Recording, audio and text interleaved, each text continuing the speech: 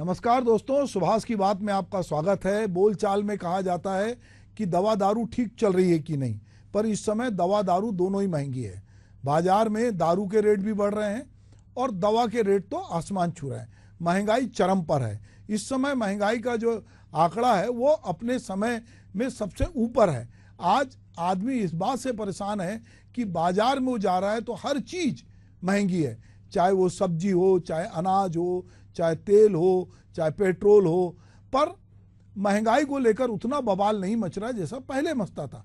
पहले ये होता था कि अगर पेट्रोल के रेट बढ़ गए या अनाज के रेट बढ़ गए या गैस सिलेंडर के रेट बढ़ गए तो उसके लिए बवाल होता था। अब लोगों ने महंगाई को ऐसे स्वीकार कर लिया है कि मानो वो उसकी नियति है और उस पर किसी का कंट्रोल नहीं है। एक सर्वे ये भी कहता है कि जिन चीज़ों के रेट एक बार बढ़ जाते हैं और उसको घटा भी दिया जाए तो वो रेट नहीं करते।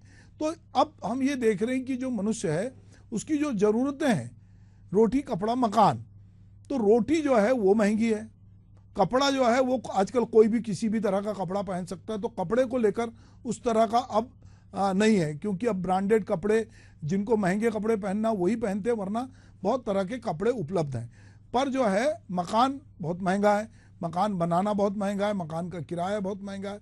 अब रहता है शिक्षा और स्वास्थ्य। शिक्षा बहुत महंगी है, क्योंकि यदि आप सरकारी स्कूल में जाते हैं तो ठीक है कि वहाँ पे आपको, पर वहाँ गुणवत्ता आपको कहीं ना कहीं, और एटमॉस्फेयर जो है वो आपको लगता है कि आपके बच्चे के अनुकूल नहीं है।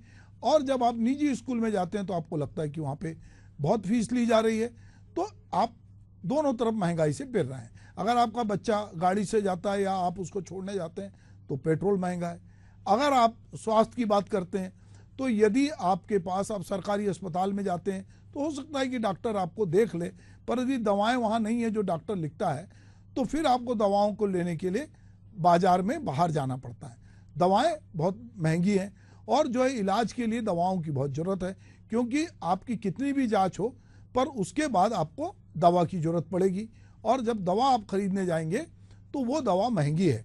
या कई बार डॉक्टर जो हैं जितनी दवाओं की ज़रूरत नहीं है उससे ज़्यादा दवाएं लिखते हैं, क्योंकि डॉक्टरों पर भी ये दबाव होता है कि जो दवा कंपनियां होती हैं बहुत बार उनके भी तरह तरह के प्रलोभन होते हैं, दबाव होते हैं कि वो भी डॉक्टरों से कहती हैं कि आप इस तरह की दवाएं लिखो।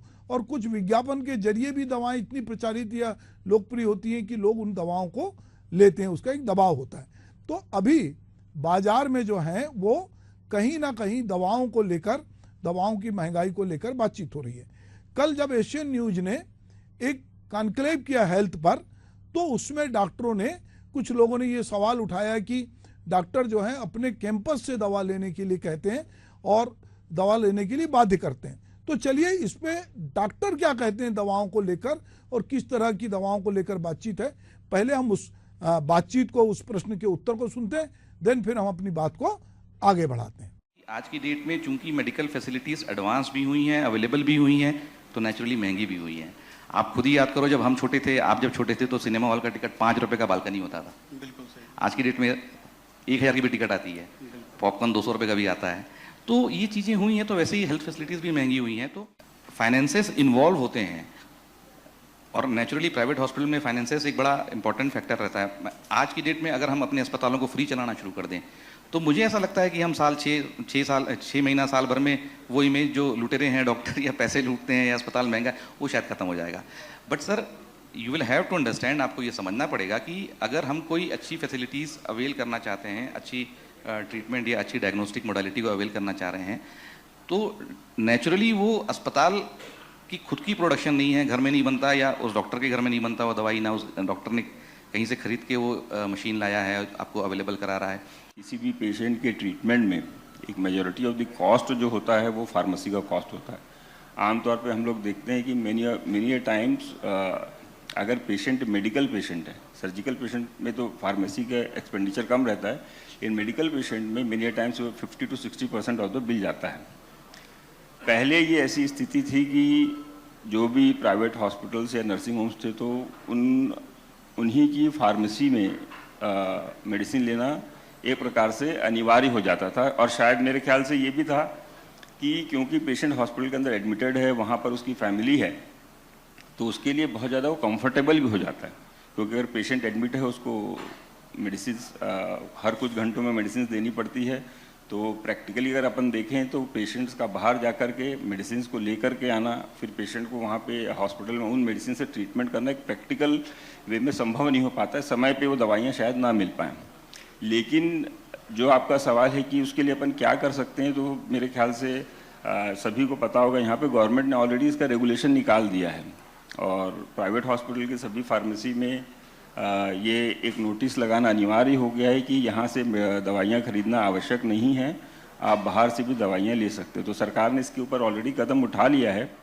तो जैसे आदमी जब बीमार पड़ता है तो उसको दवाएं लेनी पड़ती है और डॉक्टर जो है दवाएं लिखते हैं, कुछ लोग अपने मन से भी दवाएं लिखते हैं और कई तरह की दवाएं जो हैं आजकल हार्मोन्स या विटामिन या बहुत सारे रसायन को जो ठीक करने की दवाएं या शरीर को फिट रखने के लिए जो है बहुत सारी दवाएं होती है और जैसे जैसे आदमी की उम्र बढ़ती है वो धीरे धीरे उसकी दवाओं पर जो है निर्भरता बढ़ती जाती है और वो बहुत तरह की दवाएं जो हैं वो लेता है, चूंकि उसके भीतर बहुत सारे संक्रमण होते हैं उनसे जूझने के लिए। दवाइयों का उपयोग जो है वो बीमारी को ठीक करने, रोकने, लक्षणों को कम करने, ये तमाम चीज़ों के लिए दवाओं का उपयोग किया जाता है। अब दवाएं दो तरह से ली जाती हैं। एक दवाएं वो हैं जिसको डॉक्टर लिखते हैं और एक दवाएं लोग दुकान में जाके मेडिकल स्टोर वाले से पूछ लेते हैं और समझ लेते हैं कि उसने जो दवाई दी वो ले लेते हैं।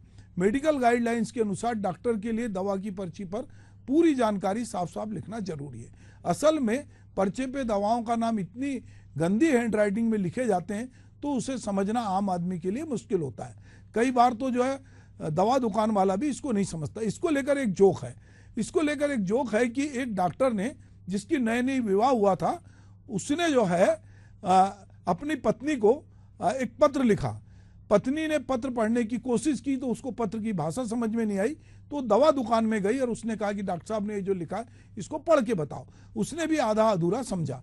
अभी अखिल भारतीय आयुर्विज्ञान संस्थान यानी एम्स के ने दिल्ली के डॉक्टरों की हैंड राइटिंग पे एक अध्ययन किया तो ज़्यादातर डॉक्टर के लिखे प्रिस्क्रिप्शन काफ़ी उसमें कन्फ्यूजिंग पाए गए। अध्ययन में यह भी बात सामने आई कि प्रत्येक 2 में से 1 प्रिस्क्रिप्शन में गाइडलाइन का पालन नहीं किया जा रहा है।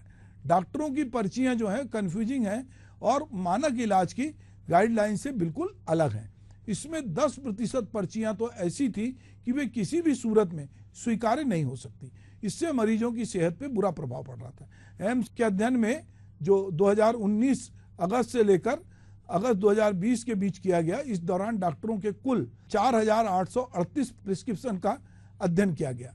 अध्ययन में ये बात सामने आई कि इसमें से आधे प्रिस्क्रिप्शन कंफ्यूजन पैदा करते हैं। इस अध्ययन में यह जानने की कोशिश भी की गई कि मेडिकल काउंसिल की गाइडलाइन को नजरअंदाज करके लिखे गए प्रिस्क्रिप्शन पेपर्स के लोगों की सेहत पर क्या असर पड़ता है। अध्ययन में यह भी बात पता चली कि प्रिस्क्रिप्शन पेपर स्पष्ट नहीं होते। इसमें कई बार कई दवाइयां बिना मतलब के भी लिख दी जाती। ऐसी दवाइयां जिसका कि मरीज को की जरूरत भी नहीं होती, उसके चलते मरीज पर आर्थिक बोझ पड़ता है। इसके अलावा बिना जरूरत के भी इन दवाइयों को खाने से स्वास्थ्य पर बुरा असर पड़ता है। डॉक्टर्स का एविडेंस बेस्ड ट्रीटमेंट गाइडलाइन को फॉलो नहीं करना और कई तरह के जोखिम की ओर इशारा करता है। कंफ्यूजिंग प्रिस्क्रिप्शन के परिणाम स्वरूप गलत दवाएं या गलत खुराक से जो है कई तरह की जोखिम हो सकती है और इससे मरीज को नुकसान हो सकता है। प्रिस्क्रिप्शन में कंफ्यूजन होने से मरीज गलत दवाओं को खा सकता है। अगर उसे खुराक को लेकर कंफ्यूजन हुआ तो डोज कम या ज़्यादा हो सकती है। इससे रिकवरी टाइम भी उसका जो है बढ़ जाता है और जहाँ तक उसका ट्रीटमेंट, जिस बात का ट्रीटमेंट वो कर रहा है, वो भी जो है उस तरह से नहीं होता और इसके कई साइड इफेक्ट भी हो सकते हैं। तो ये जो एम्स ने एक अध्ययन करा है उससे ये बात सामने आई और अध्ययन में ये बात भी सामने आई है कि जो डॉक्टर दवाएं लिख रहे हैं वो दवाएं कहीं जरूरत से ज़्यादा तो नहीं है। वो दवाएं जो हैं वो बाजार और दवा कंपनी के दबाव में अनावश्यक या अनुचित एंटीबायोटिक दवाएं तो नहीं लिख रहे हैं। इससे ओवर यूज से लोगों को एंटी माइक्रोबियल रेजिडेंस पैदा होने का खतरा है। यहाँ तक कि सुपर बग्स भी बन सकते हैं। इससे इन्फेक्शन का इलाज करना और कठिन हो जाता है। कई बीमारी के इलाज में सामान्य से अधिक समय लगता है और उसको महंगी दवाएं लेना पड़ता है। तो एक तरफ तो दवाएं महंगी हैं और दूसरी तरफ जो है वो डॉक्टर या बहुत सारे लोग अनावश्यक दवाई लिख रहे हैं। तो ऐसे में मरीज करे तो क्या करे। और तीसरी बात कि बहुत सारे लोग, जैसा मैंने कहा, कि वो डॉक्टर के पास जाते ही नहीं हैं। वो तो सीधे दवा दुकान में जाते हैं और दवा दुकान में भी कहने को तो दवा दुकान खोलने के लिए जो अनिवार्यता है, वो अनिवार्यता किसी के नाम पे लाइसेंस लेके बहुत बार हम देखते हैं कि दुकान में ऐसे ही नए लोग बैठे रहते हैं जिनको कि दवाओं के बारे में नहीं मालूम, पर लोग जाते हैं और विश्वास से जो है वो दवा मांगते हैं और वो जो है जो दुकान में लोग होते हैं वो भी दवा दे देते हैं। तो अभी डॉक्टर की हैंडराइटिंग अपनी जगह है, उनका जरूरत से ज़्यादा दवा लिखना अपनी जगह है और दवा का महंगा होना अपनी जगह है। और डॉक्टर अगर बड़े अस्पताल का है और अगर उसी कैंपस में उसको दवाई लेना है तो क्या ऐसी कोई बाध्यता है? पर डॉक्टर कहते हैं कि ऐसी कोई बाध्यता नहीं है, व्यक्ति चाहे तो कहीं से भी दवाई ले सकता है। पर चूंकि एक कैंपस के भीतर ये सारी व्यवस्था होती है तो वो अपने मरीज को छोड़कर नहीं जाना चाहता और तुरंत यदि दवा चाहिए तो अस्पताल में दवाएं मिल जाती हैं और कोई जोर जबरदस्ती दवा नहीं लिखता, ऐसा कहना है। पर हम नहीं कह रहे ये बात, ये एम्स की रिपोर्ट कह रही है कि जो है जिस तरह से दवाएं लिखी जा रही है, बेवजह जो दवाएं खाने से जो है किडनी पे कई बार लोड पड़ता है, इससे किडनी, लीवर, दिल भी प्रभावित होते हैं। ड्रग कंट्रोलर ऑफ इंडिया ने कई बार चेतावनी जारी कर चुका है कि गेस्टोप्रेक्टिस दवाएं पेट में कैंसर का जोखिम पैदा करती हैं, जबकि डॉक्टर श्वसन संबंधी और आंख कान संबंधी बीमारी के इलाज में भी गैस की दवाएं लिख रहे हैं।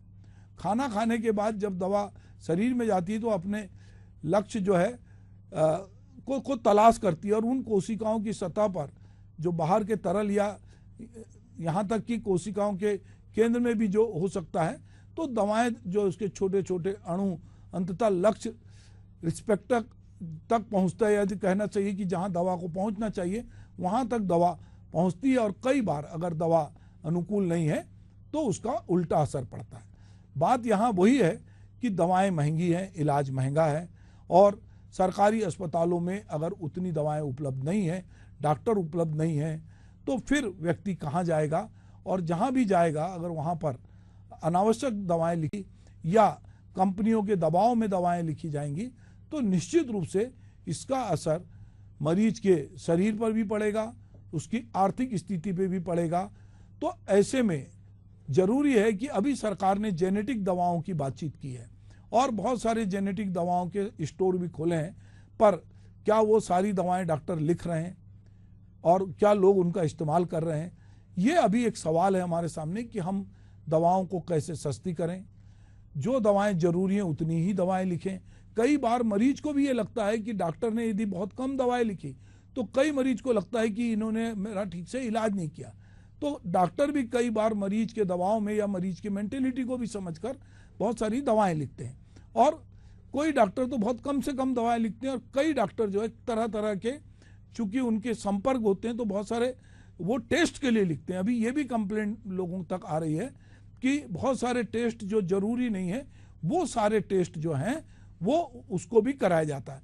एक रिपोर्ट में ये भी बात सामने आई है कि जैसे ही कोई मरीज जाता है तो जो आकस्मिक केंद्र होता है जहाँ पर कि इमरजेंसी में उसको सीधे वेंटिलेटर पे ले जा देते हैं, जबकि उसमें भी जो डॉक्टर की सलाह ली जानी चाहिए वो नहीं लेते। एक विशेषज्ञ की सलाह के बाद किसी को वेंटिलेटर में ले जाना चाहिए उसको, मगर बहुत बार जो बहुत सारे प्राइवेट अस्पताल होते हैं वो कई बार मरीज को उन तरह के इलाज के लिए भी आगे बढ़ा देते हैं जहां पर उनका अपना बहुत सारा लाभ होता है। इधर के दिनों में आयुष्मान योजना आई है जिसमें 5 लाख रुपए तक के इलाज की छूट है। तो बहुत बार डॉक्टर ये भी कह रहे थे कि जो इलाज पहले 35,000 में हो जाता था अब उसके 1.5 लाख रुपए बिल बन रहे हैं, क्योंकि वो पैसा सरकार के पास से जा रहा है। तो कई तरह से बहुत सारे टेस्ट, बहुत सारी दवाएं, तो ये एक प्रकार से कहीं ना कहीं जो मेडिकल प्रोफेशन है जिसको हम बहुत अच्छा प्रोफेशन मानते हैं और ये उम्मीद करते हैं कि वहाँ पर डॉक्टर उतनी ही दवाएं लिखेगा जितनी एक मरीज को जरूरत है या उतने ही साफ सुथरे ढंग से लिखेगा। अब तो चूंकि कंप्यूटर आ गए हैं तो मुझे लगता है कि अब डॉक्टरों को भी अब अपने प्रिस्क्रिप्शन जो है हाथ से लिखने की बजाय उनको कंप्यूटर पे टाइप करके देना चाहिए, ताकि जो अभी एम्स ने जिस तरह की रिपोर्ट लाया है तो कम से कम पढ़ते तो बनेगा। ये अलग बात है कि उसमें काम की दवाएं कितनी है और काम की दवाएं कितनी नहीं है, इसका निर्धारण भी अलग तरह से होगा। पर हम समझते हैं कि हमारे देश में अभी भी लोगों के पास इलाज के लिए पैसा नहीं है, बहुत मुश्किल में लोग अपना इलाज कर पाते हैं। बहुत सारे लोग 2 जून की रोटी भी नहीं जुटा पाते। ऐसे में यदि उन्हें अनावश्यक दवाएं खरीदना पड़ा या अनावश्यक दवाएं खानी पड़ी तो उनके साथ क्या होगा। तो निश्चित रूप से इस समय महंगाई चरम पर है और जो ये महंगाई है उसमें यदि दवा जो जीवन रक्षक है वो भी महंगी हो जाएगी तो लोगों का जीना और मुश्किल हो जाएगा। नमस्कार।